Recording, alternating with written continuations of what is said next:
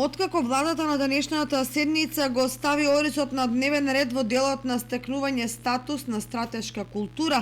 се отворија вратите за влез на оризовата арпа во стоковите резерви. Имено утврден е текстот на предлогот на закон за изменување и дополнување на законот за стокови резерви со примерна цел да се опфати оризот како производ од исклучително значење и да се создадат услови за негово чување како стоковни резерви во вид на оризова арпа. Дали и кога ќе се спроведе процедурата и во кој рок ќе започне практичната примена на законското решение, засега нема информација од ресорното министерство, но се верува дека до новата реколта евентуалниот интервентен откуп за државните резерви ќе профункционира. Според какви параметри ќе се формира откупната цена од страна на државата е прашање за кое